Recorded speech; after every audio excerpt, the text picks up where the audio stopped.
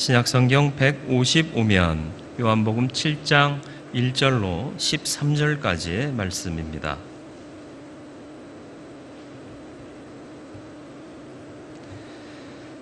말씀 봉독해 드리겠습니다. 그 후에 예수께서 갈릴리에서 다니시고 유대에 다니려 아니하심은 유대인들이 죽이려 함이러라. 유대인의 명절인 초막절이 가까운지라 그 형제들이 예수께 이르되 당신이 행하는 일을 제자들도 보게 여기를 떠나 유대로 가소서. 스스로 나타나기를 구하면서 묻혀서 일하는 사람이 없나니 이 일을 행하려 하거든 자신을 세상에 나타내소서 하니 이는 그 형제들까지도 예수를 믿지 아니함이러라. 예수께서 이르시되 내 때는 아직 이르지 아니하였거니와 너희 때는 늘 준비되어 있느니라. 세상이 너희를 미워하지 아니하되 나를 미워하나니 이는 내가 세상의 일들을 악하다고 증언함이라. 너희는 명절에 올라가라. 내 때가 아직 차지 못하였으니 나는 이 명절에 아직 올라가지 아니하노라. 이 말씀을 하시고 갈릴리에 머물러 계시니라. 그 형제들이 명절에 올라간 후에 자기도 올라가시되 나타내지 않고 은밀히 가시니라. 명절 중에 유대인들이 예수를 찾으면서 그가 어디 있느냐 하고 예수에 대하여 무리 중에서 수군거림이 많아 어떤 사람은 좋은 사람이라 하며 어떤 사람은 아니라 무리를 미혹한다 하나 그러나 유대인들은 두려워함으로 드러나게 그에 대하여 말하는 자가 없더라. 아멘. 기도하겠습니다. 오늘도 주의 전에 부르셔서 예배하게 하심을 감사드립니다. 주님을 기뻐 경배하는 성도들의 마음에 은혜를 부어주시되 말씀을 통하여 그 은혜 주시기를 소원합니다. 오늘도 주의 말씀에 귀 기울이게 싸우니 귀를 여시고 마음을 여시고 영을 열어주사 은혜의 말씀 하나님의 큰 교훈을 우리 심령 가운데 새기게 하여 주옵시고 그 뜻대로 순종하며 믿으며 살기에 부족함 없는 우리들 되게 하여 주옵소서. 성령께서 지혜의 영으로 역사하시기를 예수 그리스도의 이름으로 기도드리옵나이다. 아멘. 대기만성이다라는 말이 있습니다. 무슨 말이죠? 큰 그릇은 늦추어 완성된다 그런 뜻입니다. 빨리 되는 것은 없다 그런 얘기입니다. 이 말을 왜 만들었을까요? 노자라는 중국의 철학자가 만든 얘기인데요. 사람들의 판단이 너무 빠르고 쉽게 내려지기 때문이다라는 겁니다. 지금 보잘것없어 보인다고 해서 사람을 무시하거나 등한히 하지 말라. 그 사람이 어떻게 될지 모른다라는 얘기죠. 그래서 대기만성이라는 말을 사용하면서 인간의 판단, 또 인간이 판단하는 그때 그것이 잘못되었음을 지적하는 말입니다. 오늘 말씀에도 보면 주님께서 아직 내 때가 되지 않았다. 그러나 너희 때는 준비되어 있다. 이렇게 말씀하십니다. 그러면서 주님의 때가 언제인가를 우리가 궁금해하게 말씀하고 계시죠. 주님의 때는 언제일까요? 우리의 때는 언젠가요? 우리의 때는 항상 현재에 맞춰져 있습니다. 현재 잘 나가면 잘 나가는 사람이죠. 현재 못 나가면 못 나가는 사람이고요. 그죠? 잘 나간다 못 나간다는 뜻은 아시죠? 또 유대인들이요. 메시아를 오랫동안 기다렸지 않습니까? 사실 그때가 왔어요. 그런데 그때를 알아차리지 못하고 메시아로 오신 주님을 잡아 죽이려는 생각을 품었다는 거죠. 그러니까는 주님이 유대로 올라가지 아니하시고 갈릴리에서만 다니셨다. 그 이유가 뭐냐? 유대인들이 죽이려 함이러라 이렇게 표현하고 있어요.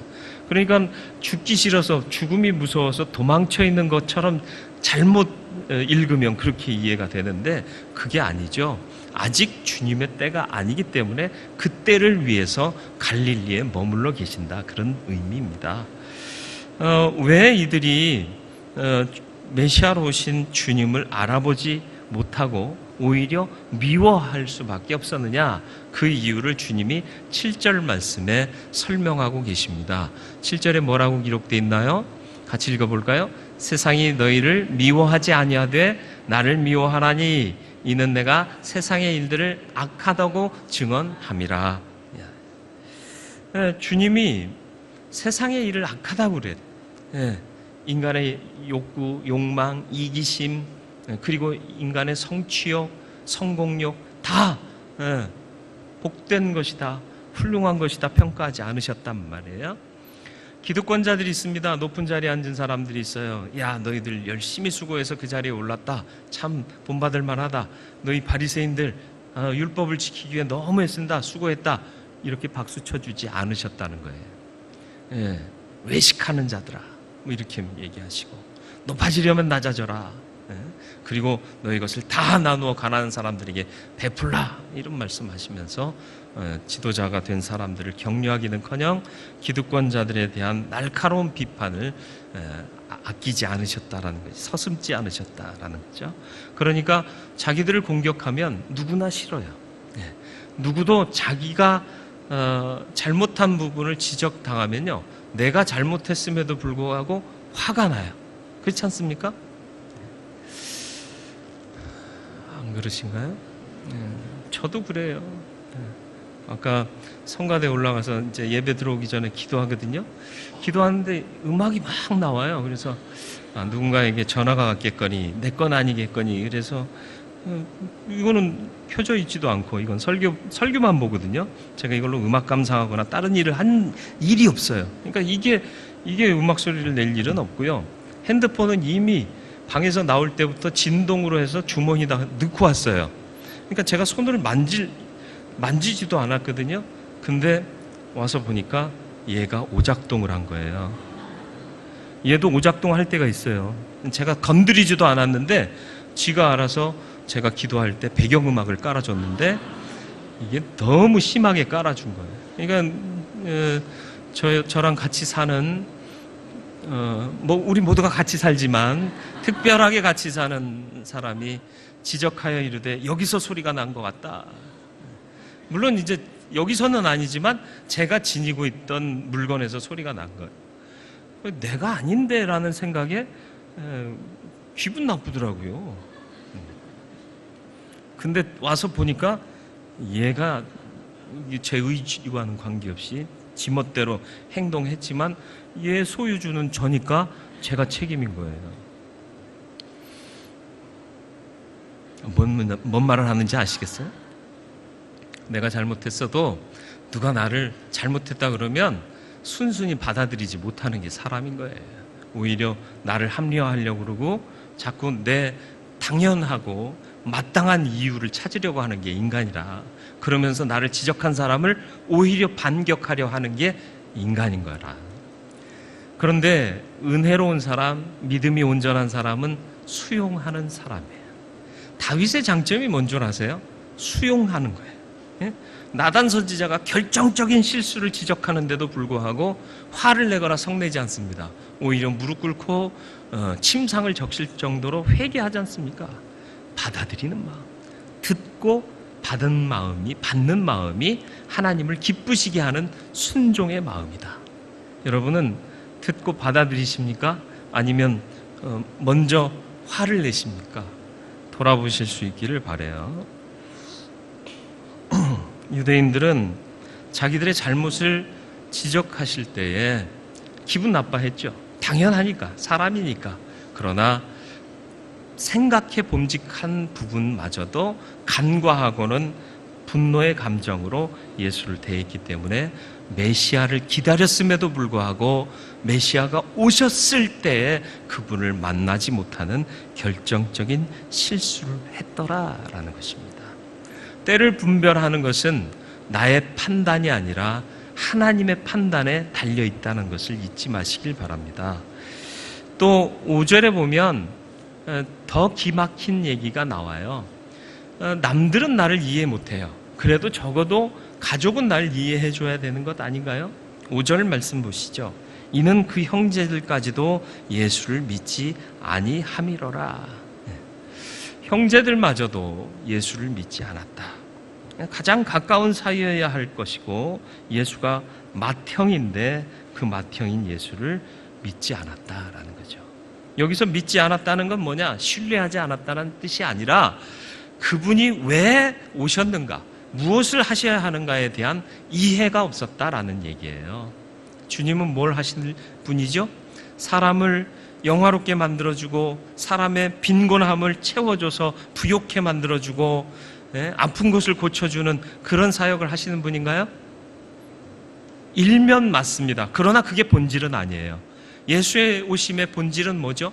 하나님과 어긋난 삶을 살고 있는 자들에게 뼈아픈 얘기지만 해서 채찍질 같은 말씀이지만 깨닫고 하나님 앞으로 돌아오라고. 그래서 생명 없는 화려한 길을 가지 말고 가시밭길 같아 보일지라도 좁은 길 같을지라도 생명 있는 길을 가라고 부르시는 그 사명의 일들이 예수의 사역이었는데, 예수의 형제들은 형님 초막절 때가 좋지 않습니까? 사람들 많이 모이잖아요. 당신에 대한 기대들이 많은 이때 초막절에 사람 많이 모일 때 가셔서 한번 또 보여주시죠. 그러면 유명해지시고 성공하시고 높은 자리에 오르실 거 아닙니까? 이걸 말하고 있었다라는 거예요. 지금까지 주님이 하신 말씀이 뭡니까? 주님이 하신 말씀은 독립, 나라의 독립, 억압에서의 해방, 경제적인 고통 속에서의 해방, 경제적인 번영, 이것을 말씀하신 게 아니라 천국, 영생, 살과 피를 먹어라, 생명의 떡이다, 이해되지 않는 저 먼 곳 얘기를 하고 계셨단 말이에요. 그러니까 유대인뿐만 아니라 많은 사람들이 예수를 떠날 수밖에 없었더라라는 것입니다. 저와 여러분들의 기대는 어디에 있습니까? 주님을 바라보며 무엇을 기대하고 계십니까? 점검할 필요가 있습니다. 나의 때, 주님의 때 다릅니다. 그래서 믿음은 주님의 때를, 하나님의 때를 기다리는 것입니다. 기다리는 게 믿음입니다. 아브라함은 아들을 얻기 위해 얼마를 기다렸죠? 자기 인생에서는 한 70여 년을 기다렸고요. 전체 삶을 통해서는 100세까지 기다렸으니까 100년을 기다린 거죠. 모세는 하나님께 부름받기 위해 몇 년을 기다렸죠? 80년의 생을 기다리며 살았던 거죠. 다윗은요, 왕이 될 때까지 13여 년간을 사울에게 목숨을 빼앗길 위기를 처하면서 기다리고 기다렸단 말이죠. 기다리는 것이 가히 믿음이라는 사실을 잊지 마시기를 바랍니다.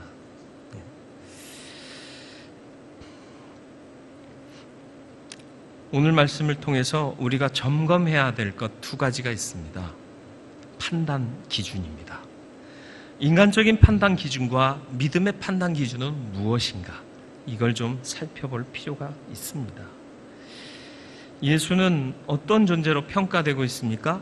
예수를 사람들이 어떻게 판단하고 있습니까? 10절로 13절까지가 유대인들 사이에 있었던 예수에 대한 판단입니다.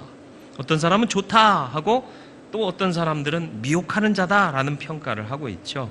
12절 말씀을 보시면 그것을 말하는 자들의 이야기가 나옵니다.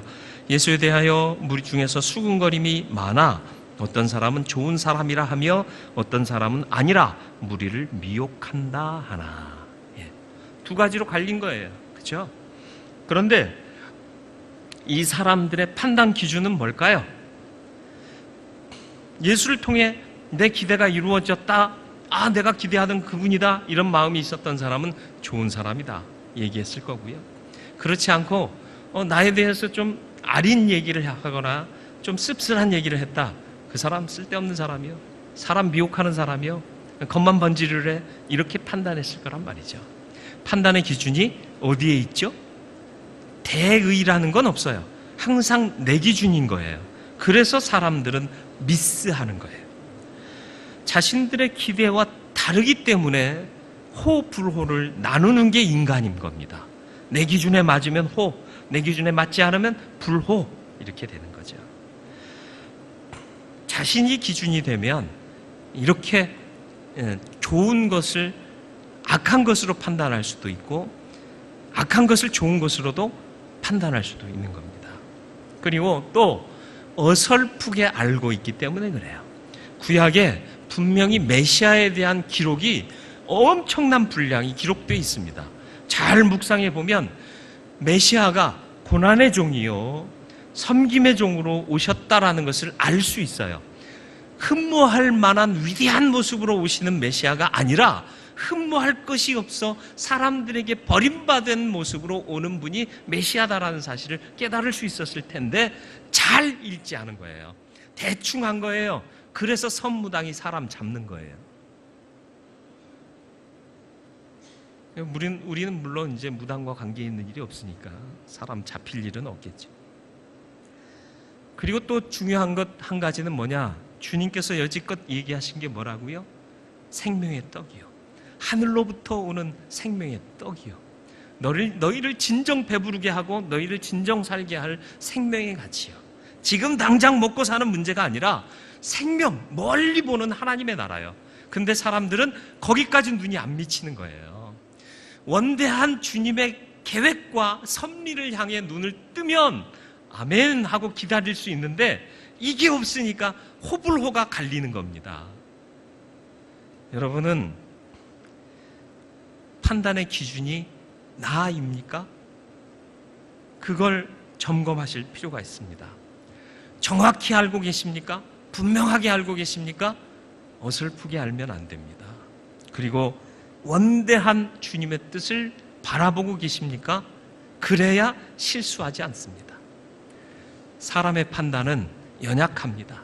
그래서 믿음의 판단을 갖고 살아가야 하는 것입니다. 믿음은 기다림이라고 했는데 기다린다는 건 뭐예요? 속단하지 않는다는 거예요. 내가 먼저 판단하지 않는다는 거예요. 주께서 어떻게 판단하실지 기다리라는 거예요. 제가 아버지와의 관계가 어렸을 때는 굉장히 부담스러웠어요. 아버지가 굉장히 엄하셨기 때문에 그렇습니다. 그런데 이제는 제가 아버지가 돼서 나를 통해 아버지를 보니까 아버지가 참 감사한 존재다라는 생각이 들어요. 제가 예전에 중학생 때요, 교회를 안 다닌 적이 있어요. 근데 형이랑 어머니는 저를 많이 핍박하셨어요. 예수 믿는 몇 대째 믿어오는 가정에 교회 안 다닌 놈이 있다고. 저놈이 어디서 생겨났는지 도대체 모르겠다고. 제가 어디서 생겨났겠어요?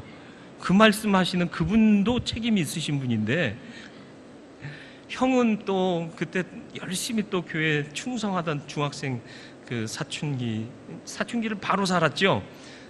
근데 저는 이제 사춘기를 좀 거시기했습니다. 근데 그때 아버지만큼은 저를 믿어주셨어요. 저를 믿으시면서 항상 하신 말씀이 하나님께서 알아서 하실 것이다. 그러고 기다려주셨습니다. 그 기다림이 오늘의 저를 만들었어요. 물론 이후에 제가 어떻게 살아갈지는 모르겠어요. 그런데 지금 와서 감사하는 건 뭐냐? 그때 속단하고 에라이 나쁜 놈아, 에라이 몹쓸 놈아 이렇게 판단하지 않으시고 기다려주셨다는 거에 대해서 참 감사해요. 그게 믿음이구나. 그래서 저도 한 놈을 기다리고 있습니다.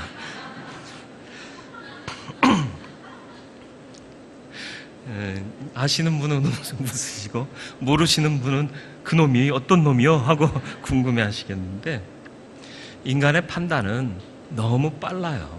그리고 너무 가벼워요. 속단하지 마세요. 믿음으로 판단할 수 있는 믿음의 사람이 되시기를 바랍니다. 하나님이 정하신 건 다 선해요. 지금 당장을 보지 마시고 이후를 보세요. 항상 요셉이요, 어려움에 봉착하는데도 성경은 뭐라고 기록하느냐? 하나님이 함께 하심에 그가 매사에 형통하였더라 라고 기록을 해요. 감옥에 갇혔는데 형통하대요. 노예로 팔려갔는데도 형통하대요. 아니, 노예인데 형통해요? 감옥에 죄수로 갇혔는데 형통해요? 아니요. 그때만 보면 형통한 게 아니에요. 그러나 그때도 하나님이 함께 하셔서 미래를 보게 하시니 형통하더라. 여러분, 지금 당장 보지 마세요. 여러분, 지금 힘없고 백없으신가요? 저도 힘없고 백없네요. 하나님이 영화롭게 하실 그날을 바라보세요. 그러면 무엇도 두렵지 않습니다. 무엇도 아쉽지 않습니다.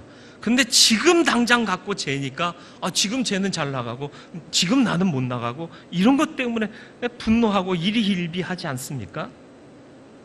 하나님이 주신 것은 다 아름다워요. 학고방이라도 지금 하나님이 허락하셨으면 감사하고 감사할 거예요. 왜요? 주님이 함께 하시면 학고방도 뭐가 된다? 천국이 되는 거예요. 초막이나 궁궐이나 내 주 예수 계신 곳이 그 어디나 하늘나라잖아요. 이 고백을 잘하고 살았던 사람이 저는 다윗이라고 믿습니다. 다윗이 시편 16편 6절에 이런 고백을 해요. 뭐라고요? 내게 출로 재어준 구역은 아름다운 곳에 있으며 나의 기업이 실로 아름답도다. 항상 매사에 매 순간에 이런 고백으로 살았던 게 다윗입니다. 쫓기는 어두운 동굴에서도 덮을거리 하나도 없는 노숙하는 들판에서도요, 내게 출로 재어준 구역은 실로 아름답도다 고백했어요. 왕이 돼서도 평안했나요? 아니요. 왕 됐으니까 이제 영화를 누릴까 했는데 아들놈이 반역을 일으켜서 아들에게 목숨의 위협을 받고 쫓기는 인생이 됐습니다. 아들이요, 됐어요. 이 말 한마디 해도요, 가슴에 비수가 꽂혀요. 여러분 아들들은 그런 말 안 하나 봐요. 훌륭한 아들들을 두셨습니다. 근데 됐어요, 내가 알아서 할게요. 그러면 막 비수가 꽂히는데요, 아버지를 죽이겠다고 칼을 들고 온다고 생각해봐요. 이건 미치고 환장할 노릇이에요.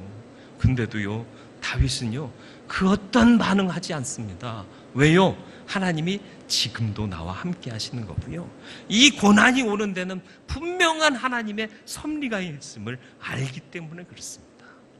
저와 여러분들이 이 판단으로 세상을 바라보며 살 수 있게 되기를 주님의 이름으로 축원을 드립니다.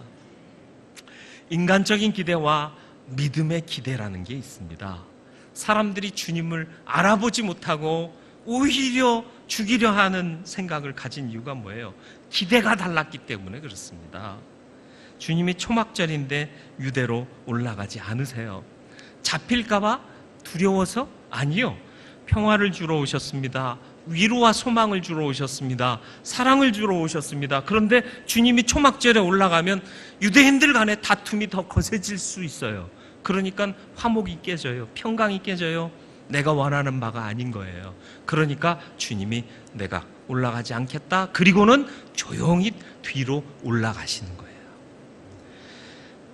형제들의 반응을 보시겠습니까? 형제들은 뭘 기대하고 있었을까요? 2절로부터 4절이요. 유대인의 명절인 초막절이 가까운지라 그 형제들이 예수께 이르되 당신이 행하는 일을 제자들도 보게 여기를 떠나 유대로 가소서. 스스로 나타나기를 구하면서 묻혀서 일하는 사람이 없나니 이 일을 행하려 하거든 자신을 세상에 나타내소서.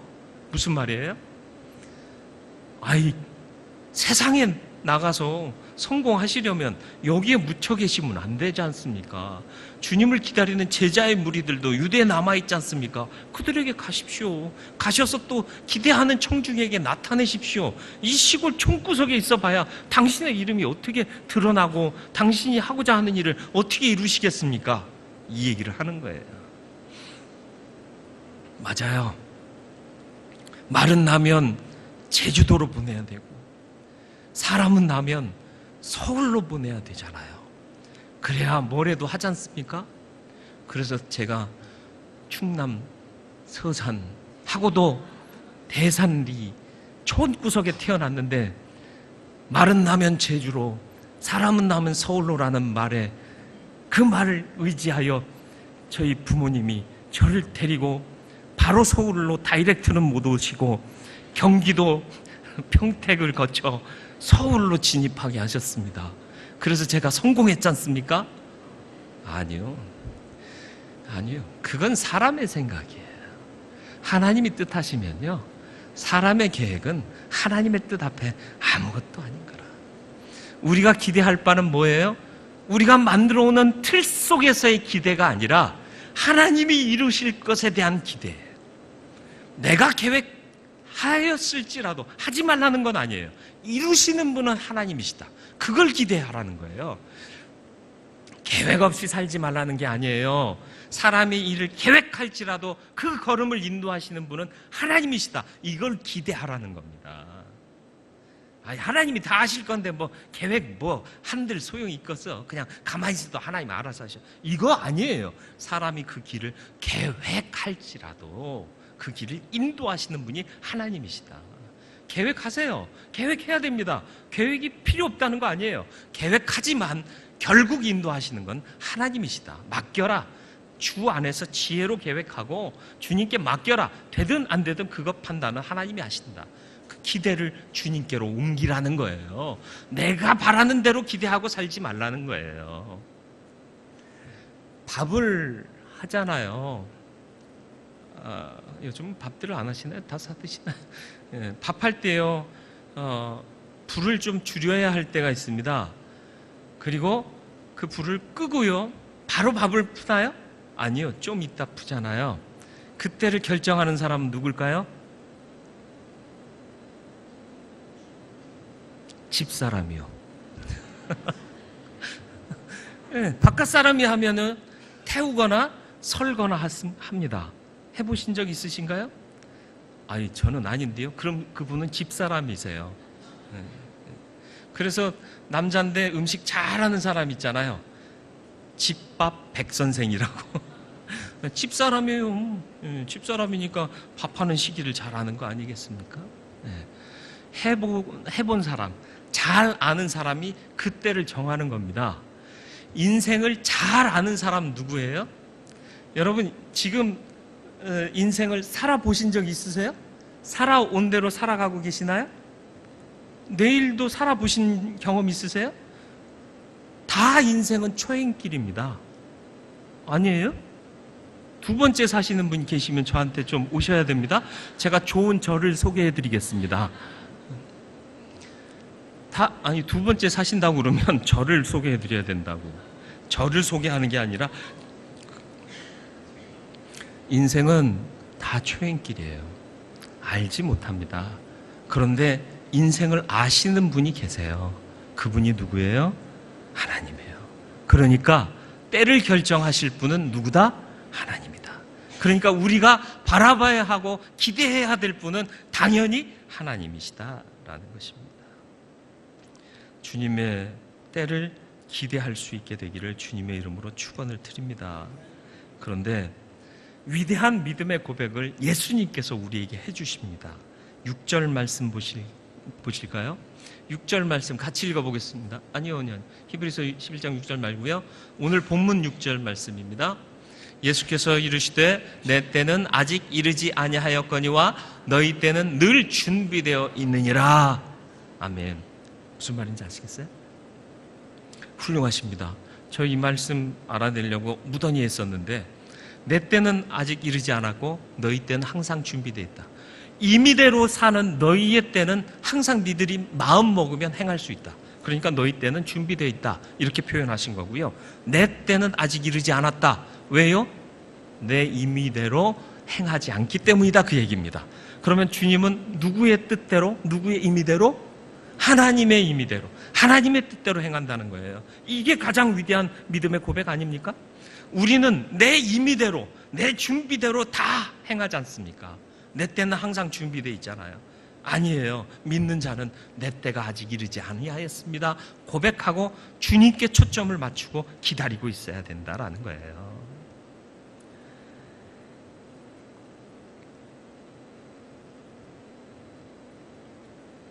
예수의 오심은 우리를 편케 하기 위함이 아닙니다. 우리의 연약함을 알고 우리의 잘못을 알고 하나님께로 되돌아오게 하기 위함입니다. 그게 예수의 오심의 본질이에요. 그래서 죄를 깨닫고 나로서는 도저히 구원받을 수 있는 능력이 없습니다. 주님밖에 없습니다. 매달리면 구원하시는 게 예수 그리스도의 오심의 이유입니다. 그러니까 우리는 주 앞에서 고백할 것이 무엇밖에 없느냐? 나의 약함밖에 없다. 사도 바울은 그래서 오직 자랑할 것은 나의 약함밖에 없습니다. 고백했습니다. 고린도후서 11장 30절, 내가 부득불 자랑할진대 내가 약한 것을 자랑하리라. 약한 것 자랑하면요, 사람들은 조롱해요. 나 이거 못해요. 나 이거 약해요. 그럼 사람들, 야, 쟤는 그 못하는 애래. 다 그렇지 않습니까? 고린도후서 12장 1절로 5절로 넘어갑니다. 고린도후서 12장으로 넘어가면서 사도 바울이 3층청 경험했던 것을 고백해요. 무시하지 말아라. 내가 약한 걸 자랑하는 이유가 있다. 그걸 말하는데 뭐냐? 무익하나마 내가 부득불 자랑하노니 주의 환상과 계시를 말하리라. 내가 그리스도 안에 있는 한 사람을 아노니 그는 14년 전 셋째 하늘에 이끌려 간 자라. 자기 얘기하는 거예요.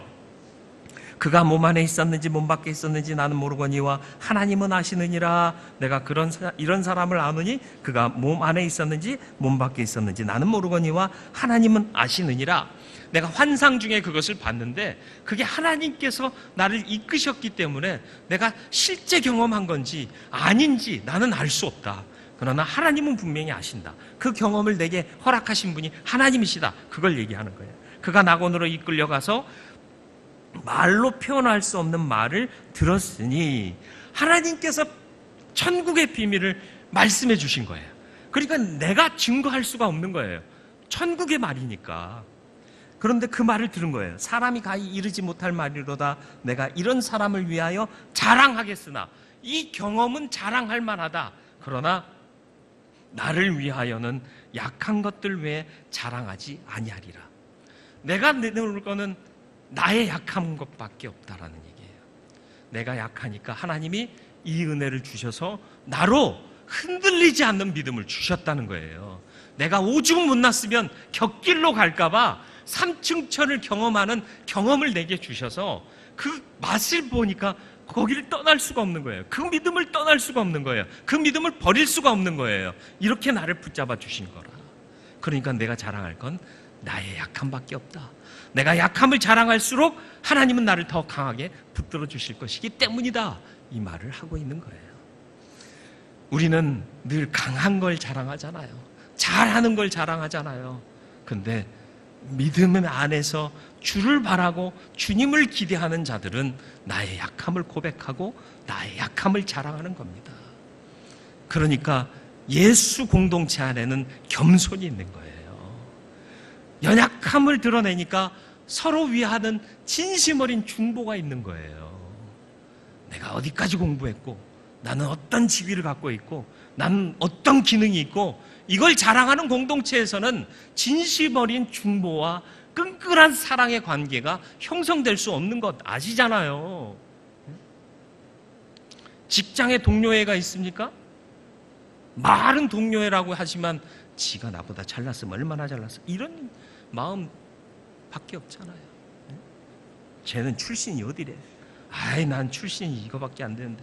이런 생각들이 직장 안에는 편만하지 않습니까? 예수 공동체 안에는 뭐예요?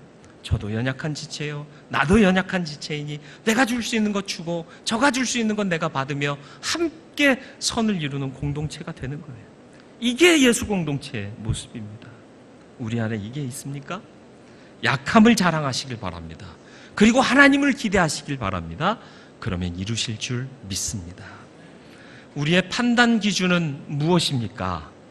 우리의 약한 것을 볼 수 있게 되기를 바라고 주님이 강하심을 알게 되기를 바랍니다.